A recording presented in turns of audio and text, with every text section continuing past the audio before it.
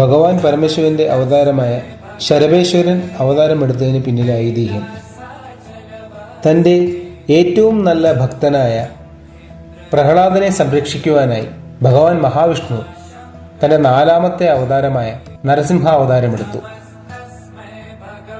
പ്രഹ്ലാദന്റെ പിതാവായ ഹിരണ്യകശിപുവിനെ വധിച്ചു കഴിഞ്ഞ് നരസിംഹാവതാരം അത്യന്തം ഉഗ്രരൂപമായി മാറി.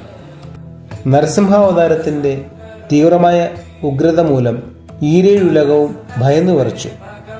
ഇത് കണ്ട് ഭയന്ന ദേവന്മാർ സാക്ഷാൽ പരമശിവനോട് അപേക്ഷിച്ചു, ഭഗവാനെ, ഈ ഉഗ്രതയെ ആരാണ് ശാന്തമാക്കുക? ദേവന്മാരുടെ അപേക്ഷ സ്വീകരിച്ച ഭഗവാൻ പരമശിവൻ തൻ്റെ ഏറ്റവും ഉഗ്രരൂപമായ ശരഭേശ്വരന്റെ അവതാരമെടുത്തു. സിംഹഗരുഡ മനുഷ്യ സ്വരൂപം, 8 കാലുകളും വലിയ ചിറകുകളോടും കൂടിയ ഒരു ഉഗ്രരൂപമായ മഹാവതാരം. ശരഭേശ്വരൻ നരസിംഹാവതാരത്തിന്റെ തീവ്രമായ ഉഗ്രതയെ അണച്ചു അദ്ദേഹത്തെ ശാന്തനാക്കി. നരസിംഹാവതാരം ശിവനെ ആരാധിച്ചു, തൻ്റെ ഉഗ്രത വിട്ടു. ശിവൻ തന്നെ പരമൻ, വിഷ്ണുവിൻ്റെ അവതാരവും അദ്ദേഹത്തിൻ്റെ നിയന്ത്രണത്തിന് വിധേയമാണ്.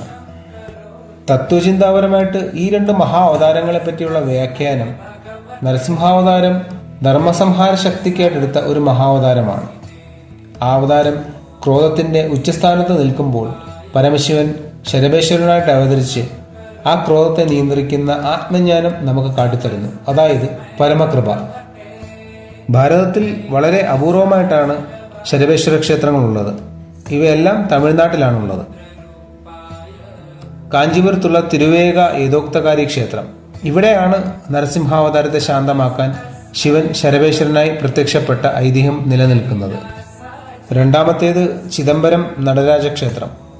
ഈ ക്ഷേത്രത്തിൽ ശരഭേശ്വരന്റെ രൂപമുള്ള വിഗ്രഹം കാണാം.